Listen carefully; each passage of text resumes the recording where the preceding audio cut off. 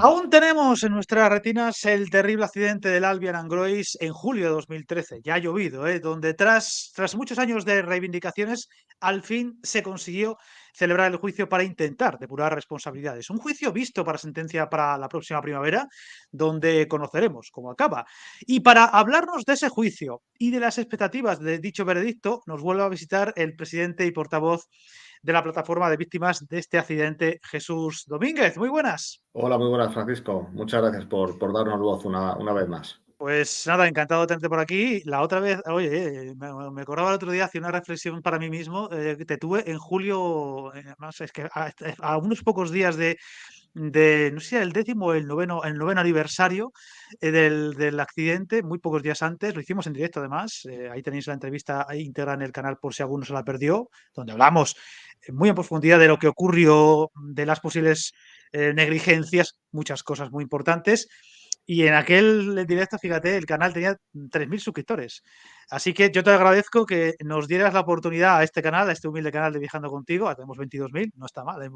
Lo estamos haciendo bien, pero nos diste la oportunidad de buscar un hueco durante, además, una hora complicada, durante la noche, una hora entera, para hablarnos bien al detalle de este accidente. Y yo te lo puedo asegurar, mucha gente se enteró de muchos detalles, vamos a decir, truculentos de ese accidente gracias a esa entrevista. Así que yo te lo agradezco a ti.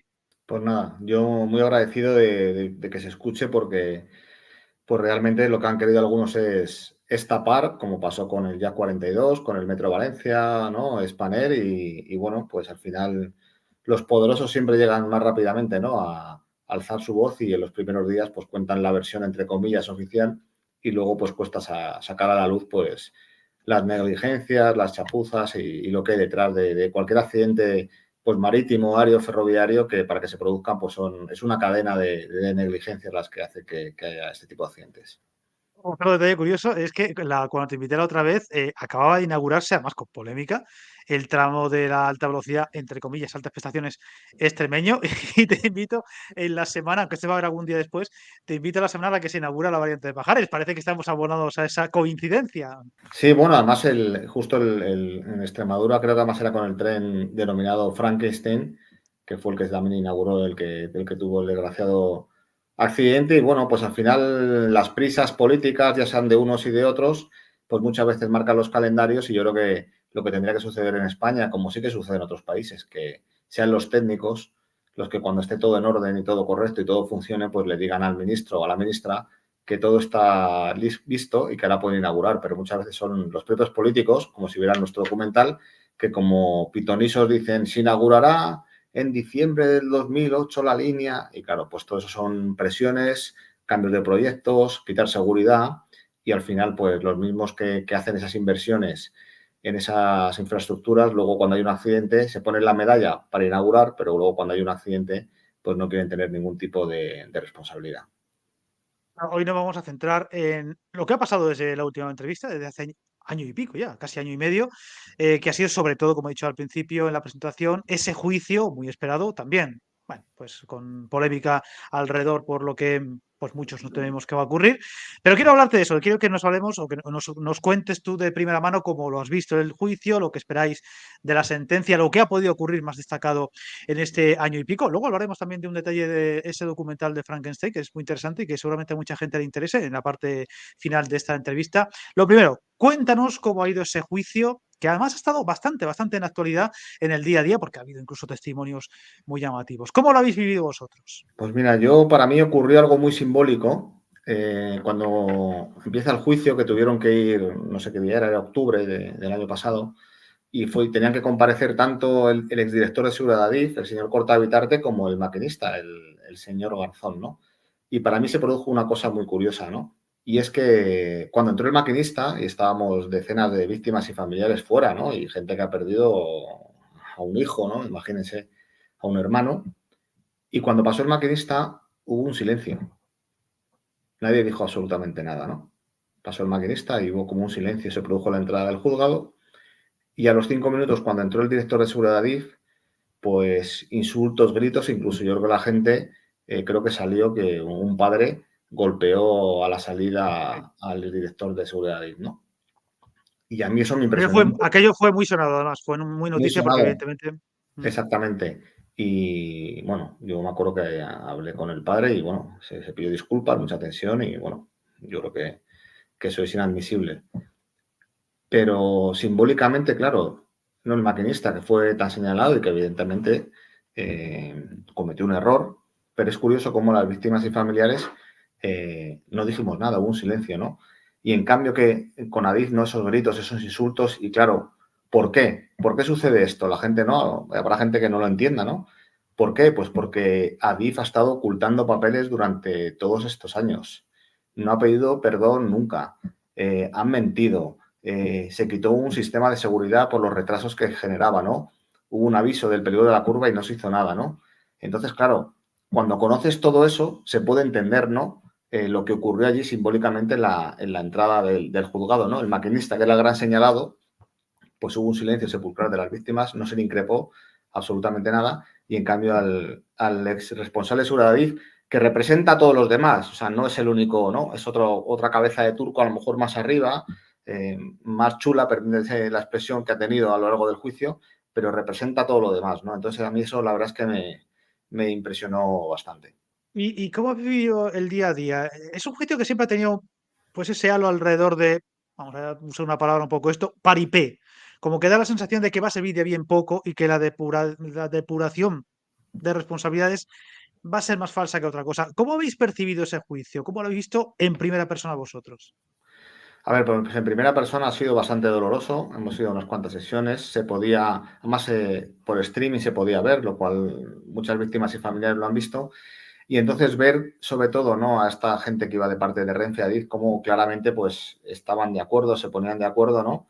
Y había una estrategia clara, ¿no? Incluso se atacaban entre ellos. Renfe le echaba la culpa a Adif a Renfe, y incluso mucho a Renfe, porque como ya no estaba sentado en el banquillo Renfe, lo que es la parte de seguridad, pues ya una vez que no estás imputado no te pueden condenar, ¿no? Entonces hubo un juicio bastante, un juego bastante sucio, ¿no? Por parte de ellos. Y entonces, para colmo de los colmos, que fue ya en julio, cuando los peritos habían pasado, por aquí la parte más importante son los peritos judiciales, ¿no? Que son, y más los independientes. O sea, nosotros queremos objetividad e independencia.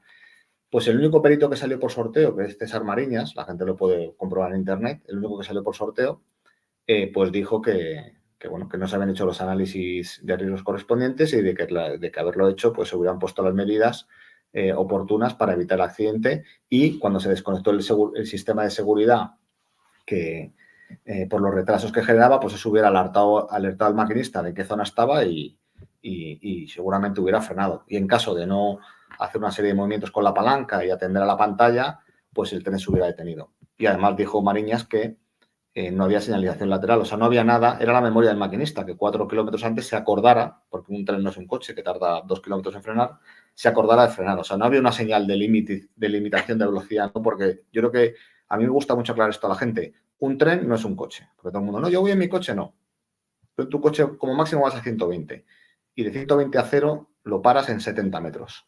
Un tren a 200 kilómetros por hora de 400 toneladas tarda 2 kilómetros en pararlo. Luego, no es lo mismo. Además, no llevas un volante, etcétera. Entonces, en la alta velocidad son sistemas que van en la pantalla y si tú no haces caso a las indicaciones, el tren se frena. En eso se basa la alta velocidad, porque si no, nadie se sentaría en un tren de alta Con velocidad. una pequeña puntualización extra, que es que aquí no hablamos de un tramo recto, sino de una curva considerablemente cerrada. Por tanto, aún es más difícil que Hombre, un un tren no tramo que pueda venías a accidentarse. 200, claro, que venías a 200, incluso hasta 300 kilómetros por hora y entras en una curva a 80. Pues la seguridad que teníamos los viajeros, todos los que viajamos, era que los maquinistas 4 kilómetros antes se acordaran de empezar a frenar. Porque si lo hacen cuando ven la curva, como hizo Garzón, ya es demasiado tarde. Y eso lo puso por escrito un jefe de maquinistas. O sea, había un aviso por escrito que llegó a varios altos cargos de Renfe avisando de esto.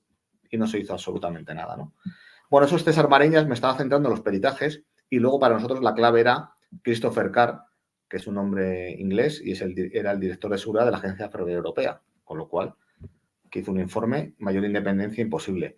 Pues coincidió plenamente con César Mariñas, ¿no? Con el perito. Y luego, más adelante, en una entrevista, recuerdo, la cadena SER dijo que si se condena solo al maquinista, habremos retrasado 20 años en seguridad en España, ¿no? A mí eso me pareció ya demoledor. Bueno, pues pese a esto, Claro, hay otros peritos que eligió la Xunta de Galicia, porque en España tenemos, el Poder Ejecutivo mete mano en el Poder Judicial. Tenemos a peritos que te los elige, en este caso, la Xunta de Galicia. Y claro, te pone a funcionarios, más sin experiencia y que probablemente, pues como todo el mundo comprenderá, pues los eligen de la administración, porque aquí estamos juzgando a la administración, con lo cual es una cosa que no entendemos muy bien. Si la jueza hiciera caso a los peritos independientes, pues evidentemente el único responsable no es el maquinista, que evidentemente cometió un error, que fue que recibió una llamada corporativa, se desubicó y cuando vio la curva, pues frenó tarde y evidentemente es un error. Pero un tren de alta velocidad está diseñado para que tengamos un accidente cada millones de horas y en este caso fue inaugurar la línea y a los 6 meses pues ocurrió el accidente. Pues confiamos en la jueza, como no puede ser de otra manera, pero bueno, está complicado. Eso te iba a decir ahora la pregunta siguiente, ¿no? Lo que he dicho antes del paripé, mucha gente bueno, extraoficialmente, ¿tenéis vosotros esa percepción de que más allá de esto que hemos podido ver, que además ha sido un juicio muy largo y demás, también muy mediático, luego lo comentaremos, va a servir de bien poco? ¿Qué expectativas tenéis con la sentencia? ¿Qué esperáis o qué teméis en esa sentencia? Viajar en tren nunca fue tan fácil. En trenes.com encuentra y reserva tus billetes de Renfe, Wigo, Irio y muchos otros países europeos. Vive experiencias únicas a bordo y recuerda, si vas sobre raíles, está en trenes.com. Bueno, lo que tememos pues fue lo que ocurrió justo cuando se iba a cerrar o sea, pese a estos testimonios de los peritos, que fue la clave, ¿no? Y otros más que hubo, evidentemente los de Renfe y Adif decían que todo era perfecto, ¿no? Como no puede ser de otra manera. Nosotros no presentamos peritos porque no teníamos dinero para presentar peritos. Y lo más fascinante de todo fue que la Fiscalía, 3 días antes de que acabe el juicio, en su alegato final, pues quita la imputación al director de seguridad Adif. Después de acusarle con la máxima pena y decir que si hubiera hecho bien su trabajo el accidente no se hubiera producido, pues la Fiscalía, sin que haya pasado nada en el juicio, nada, ¿no? Oye, es que mira, es que vino el perito independiente o vino el perito Christopher Carr de la Agencia Europea y dijo que Adif había hecho bien su trabajo. Bueno, no ocurrió eso, ocurrió todo lo contrario. Pues la Fiscalía, seguramente porque el fiscal general del Estado, que lo elige el gobierno, pues le diría, oye, retíralo. Entonces retiró la acusación a Adif. Con lo cual, pues dice muy bien por dónde va el camino de la administración y de la abogacía del Estado, que ha estado defendiendo a Adif todo este tiempo en vez de a las víctimas o a protegernos a los ciudadanos, ¿no? de las leyes y de las directivas de seguridad. Nosotros continuamos con la acusación, las víctimas, por eso sigue sentado en el banquillo, pero el fiscal lo retiró. Y bueno, a nosotros nos gustó mucho la intervención de nuestro abogado, que dijo una frase en latín que es canina, bueno, no me acuerdo cómo era en latín exactamente, pero bueno, es que todo el mundo la conoce, es perro no come perro, ¿no? Entonces, pues lo que decía nuestro abogado es decir que claro, que entre la administración pues no se van a morder entre ellos y que jurídicamente pues que realmente no tenía mucha importancia que el fiscal hubiera retirado la acusación porque probablemente se debía pues a alguna llamada del fiscal general del Estado, ¿no? Que le ha dicho, oye, mira, retira la acusación porque esto no pues no nos viene nada bien. Entonces, Tengo que decir que también no sé si era el mejor momento para hacerlo. Es decir, antes o después todavía, pero antes de que haya un veredicto, es que ya parece como que ya tampoco lo ocultan, ¿no? No, claro, es que ya yo creo que se ha perdido la vergüenza, porque vamos, por conocidos, algún fiscal que ha trabajado de fiscal y luego ahora ya está en un despacho de abogados, te decía que en un caso tan mediático, con 80 muertos, cuando la fiscalía haya acusado y no ha pasado nada en el juicio, normalmente la fiscalía mantiene la acusación, ¿no? Puede decir alguna frase y tal, pero está retirada de la acusación, ¿no? Justo al final del juicio, al finalizar el juicio, pues evidentemente responde a lo que responde, ¿no? Entonces, pues bueno, estamos luchando contra el Estado porque se está juzgando aquí pues a Adif y al Ministerio de Fomento, con lo cual pues la cosa es complicada. Tan complicada que ha pasado 10 años y la sentencia saldrá con 11. ¿Por qué? Porque este retraso no es casual. Si tú no entregas los papeles, pones trabas, ¿no? Emborronas, metiendo miles de folios, había 100 tomos, no sé si llegamos a 60.000 folios, o sea, imagínese usted, nos cambian al juez, el Consejo del Poder Judicial, cuando había imputado a 20 personas de Adif, el Consejo del Poder Judicial nos cambió al juez, el primer fiscal no acusaba a nadie, decía que todo estaba bien, solo al maquinista, ¿no? O sea, Me alargo un poco, pero te respondo. Justicia, pues yo creo que tiene que haber una sentencia ejemplar para que el próximo técnico no se piense en firmar, ¿no?, la inauguración de una línea, ¿no?, de tren. Pero justicia, una justicia lenta no es justicia. Y desgraciadamente, que a mí es lo que me da más rabia y más pena, es que hay madres y padres que estaban con nosotros en las concentraciones, venían, ¿no?, al juzgado, al Congreso, y han fallecido a lo largo de estos años, con lo cual esa gente ya no va a tener nunca justicia. Y si la sentencia no es muy allá, que no tiene pinta, ¿qué es el siguiente paso? ¿Cuál es lo siguiente? ¿Vais a seguir peleando o ya lo vais a decir? Mira, ya nos han derrotado. Difícil, lo hablamos y es complicado porque la gente está muy cansada, pero yo creo que pues, tienes tus recursos que son a la audiencia, de la audiencia al Supremo, del Supremo al Constitucional y de ahí a Estrasburgo, ¿no? Es muy difícil en el tema penal luego que estas cosas cambien, pero bueno, nosotros seguiremos luchando, como nos ha pasado también en el contencioso que tenemos, porque el gobierno no ha hecho una investigación técnica independiente.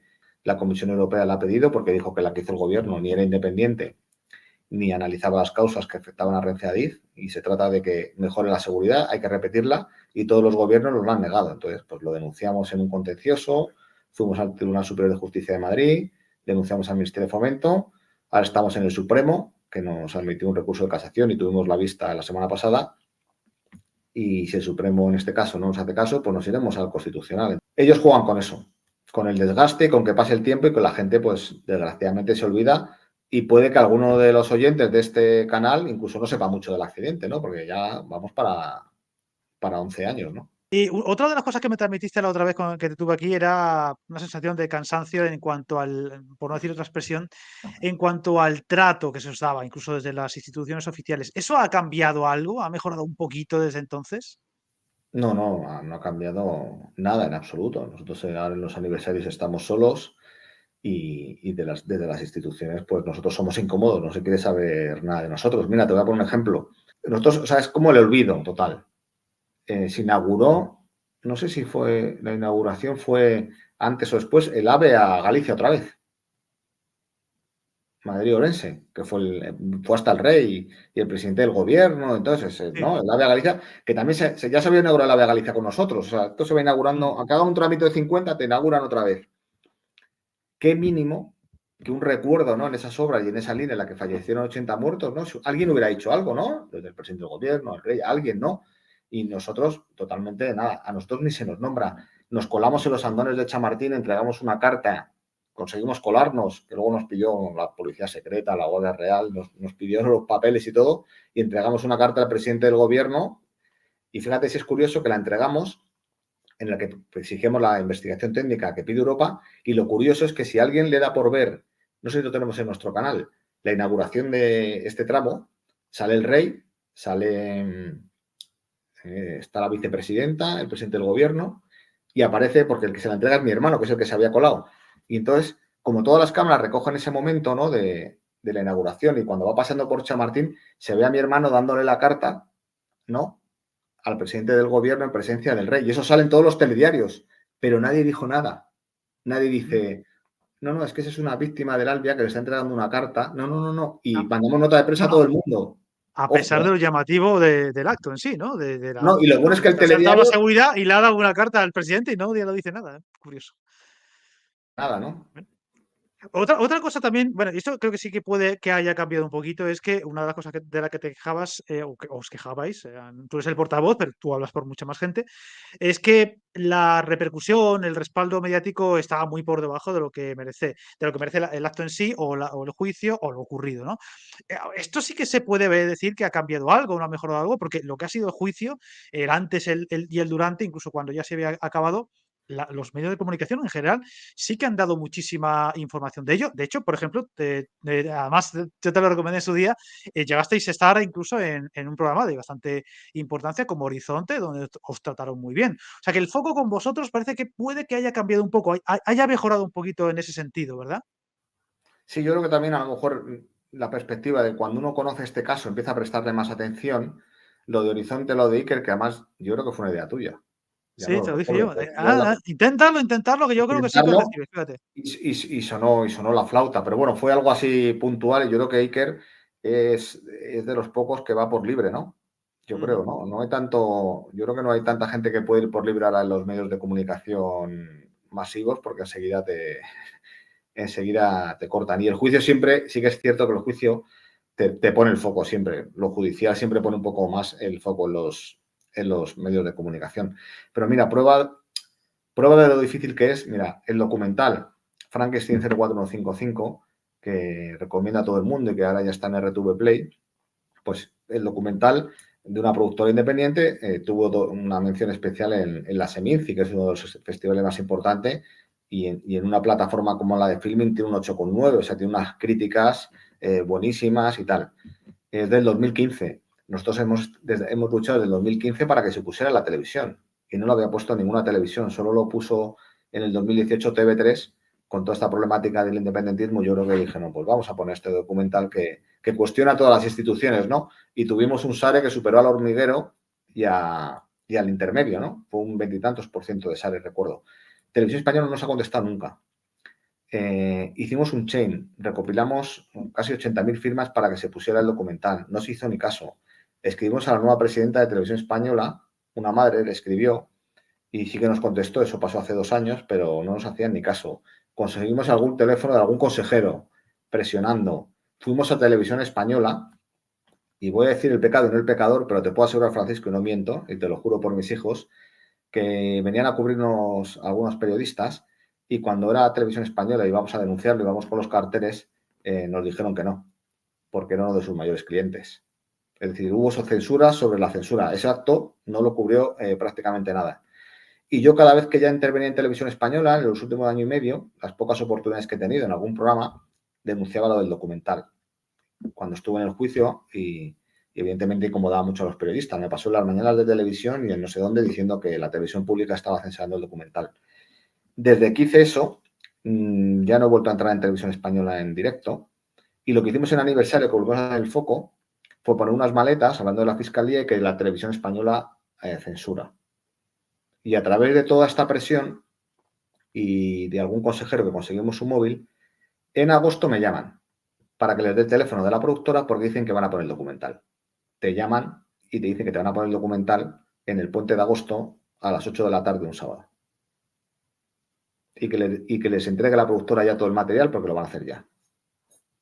Claro, evidentemente ya hemos aprendido y no nos chupamos un dedo. Y el director y la productora pues tampoco. Entonces, aparte estaba en Jerusalén con otro documental y al final, pues bueno, se consiguió retrasar y hemos conseguido que se emitiera ahora en noviembre el sábado.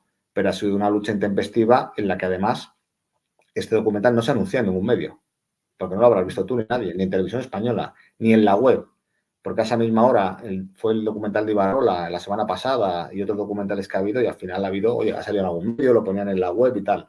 Esto ha sido totalmente ponerlo para que se nos callemos un sábado a las 9, que saben que hay un SARE del 1%, el 1,5%, y bueno, gracias a nuestro movimiento en las redes, que tenemos hay personas que nos han retuiteado, hemos conseguido un 2,4. Hemos superado, porque yo he estado viendo las audiencias, y hemos superado otros sábados a las 9 en la 2, como tenía un 1,7, un 1,6, y hemos conseguido creo casi un 2,4. Les interesaba algo. Y ahora ya destaquémoslo claramente, ahora está incluso disponible en RTV Play. Sí. Y bueno, yo no me lo recomiendo, yo lo vi en su día cuando iba a entrevistarte y es muy, bueno, pues muy elocuente y cuenta muy bien lo ocurrido, el por qué tanta crispación detrás, por qué tantas víctimas se sienten desamparadas, incluso explica técnicamente el porqué del accidente. Por lo tanto, es muy, muy, muy interesante y seguro que mucha gente que a lo mejor tenga un poco en nebulosa lo ocurrido y no se acuerde bien, con ese documental va a quedar muy claro todo. Así que invitamos a que la gente que tenga dudas lo pueda ver en RTV Play. Sí, sobre todo, yo diría una frase que dice el director y me gusta mucho, es que va dirigido al cerebro del espectador y no al estómago.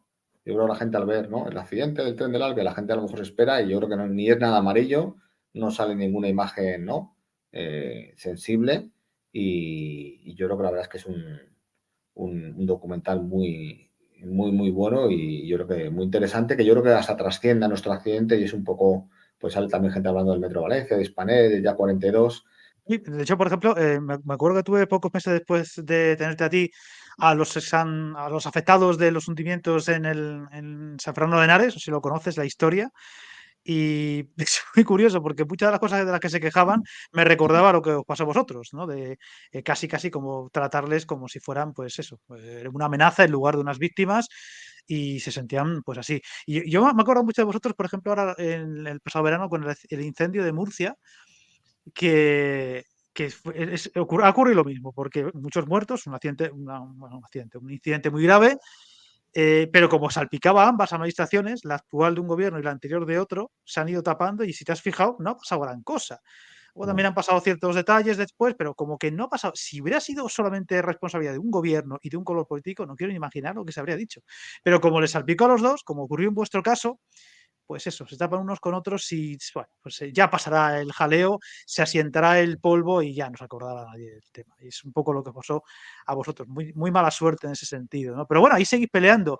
Lo que pasa es que, como tú bien has dicho, ya son muchos años peleando, muchas puertas cerradas y ya llegará un punto en el que el cansancio hará mella, ¿no? Sí, el cansancio hace mella, pero bueno, es que lo que repara, cuando me hablas de justicia, es que repara que la gente vea el documental y la gente sepa la verdad. Es que eso no repara mucho, ¿eh? Y yo creo que también la gente tiene que saber que nuestra lucha no es una lucha solo de las víctimas, porque a España se le han abierto 2 procedimientos de infracción de la Unión Europea, han cambiado las cosas en ADIF, o sea, al final la seguridad mejora. O sea, al final muchas veces, ¿no? Las víctimas que tienen esta áurea de pobres víctimas, que tal, no sé qué, al final somos la sociedad civil realmente quienes cambiamos las cosas, ¿eh? No son tanto los políticos, ¿eh? Que luego la gente va al Congreso cuando se cambia una ley es porque hay asociaciones que luchan, como pasó, por ejemplo, con los atropellos a los ciclistas. Me acuerdo de una mujer que llevó al Congreso un montón de iniciativas. Al final somos la sociedad civil las que apretamos y las que conseguimos que las cosas vayan cambiando y mejoren. Entonces, nuestra lucha, como yo le he hablado con algún padre y alguna madre, ¿no? Pues, bueno, de algo tan terrible como perder a un ser querido, ¿no? Un hermano o algo, pues que sirva para algo, ¿no? Porque no hay nada positivo en eso. Lo único, entre comillas, positivo sería que toda esta lucha, que todo, destapar todo esto, pues sirva para mejorar la seguridad y para que la próxima vez la gente se lo piense antes de firmar y las cosas se hagan bien. Yo creo que esto nos atañe a todos.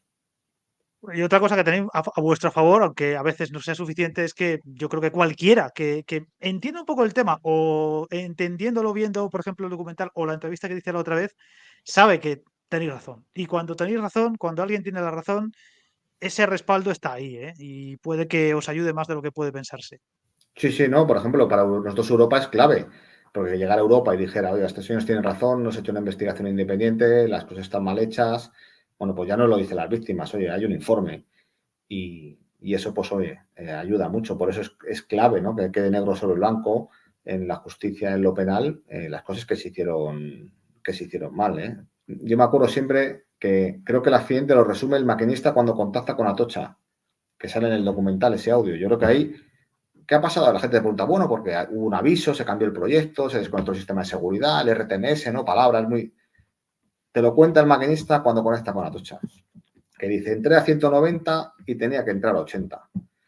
Eso ya se lo dije al de seguridad, como lo vea, lo mato. Es que no se pueden hacer las cosas así. Por Dios, que somos humanos y un día nos le vamos a tragar. Pues ya está. Ahí no miente, ahí habla con Atocha y te cuenta la chapuza, la negligencia, que lo habían avisado y qué iba a suceder. En primavera, ¿verdad? Salía el veredicto, ¿no? Sí, en primavera. Bueno, pues nada, a ver si en primavera hay suerte y te puedo invitar para buenas noticias. Porque claro, entre comillas, porque claro, buena noticia, tampoco se... Que quede claro que mucha gente se piensa, y lo sigue pensando, ¿eh? Que vosotros básicamente reclamáis más indemnizaciones, más dinero. No es eso lo que reclamáis. Bueno, pero vamos, yo, mira, te voy a contestar. Voy a contestar de dos maneras. Una, como le dijo Rogelio al fiscal, que le diga cuánto vale la vida de su hijo, porque no quería investigar. Y dos, hay una responsabilidad civil subsidiaria del maquinista de Renfe, que ha más adelantado el dinero QE. Con lo cual, lo único que cambiaría en el juicio es ese dinero que además ya se ha adelantado es si lo paga totalmente una aseguradora o se lo tienen que repartir entre la aseguradora de Renfe o Adif. Así que la gente no se preocupe, que el dinero está adelantado y que eso no es por lo que uno está 10 años de lucha y dedicando miles de horas, porque seguramente si hubiéramos dedicado esas miles y miles de horas y 10 años de lucha a otras cosas, pues incluso seguramente hubiéramos sacado bastante más dinero. La verdad es que es lamentable, pero bueno, yo ahí, el refranero español es muy sabio y se piensa el ladrón que todo el mundo de su condición, ¿no?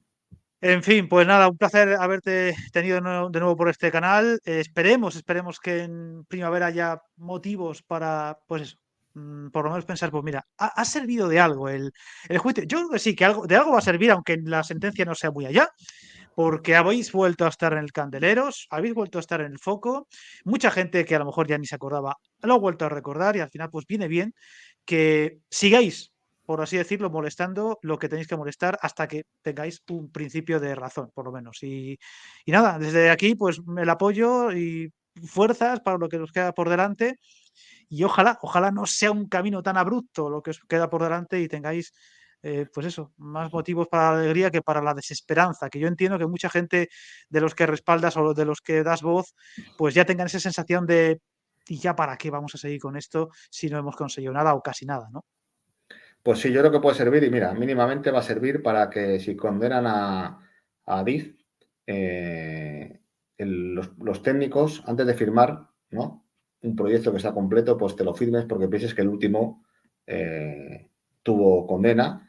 Incluso para los propios maquinistas, que cuando vean un fallo de seguridad, ¿no?, y lo hayan advertido, sí, que a lo mejor los trabajadores no pueden hacer más, que yo esa lectura también la puedo entender, pero si lo avisaron por escrito, ese peligro, se está jugando su vida, pues a lo mejor también tenemos que parar los trenes, no solo por Sí. un tema de condiciones laborales. O sea, que creo que puede servir para muchas cosas y para mejorar la seguridad de todos, que todos al final viajamos y viajamos en tren y en avión y las cosas pues tienen que estar bien hechas. Pues nada, Jesús, un placer tenerte por aquí y ya lo verás cuando emitamos el vídeo que habrá muchos mensajes de apoyo y de, joder, que esta gente tiene razón, coño, a ver si por fin conseguimos que la justicia haga lo que tiene que hacer, pues hacer justicia. Un placer tenerte por aquí, Jesús, y mucho ánimo, ¿eh? A ti y a los tuyos. Pues Francisco, en nombre de todos, de verdad, muchísimas gracias por darnos voz, que para nosotros es muy importante y es fundamental porque si no, pues no se nos escucharía. Muchas gracias, de verdad.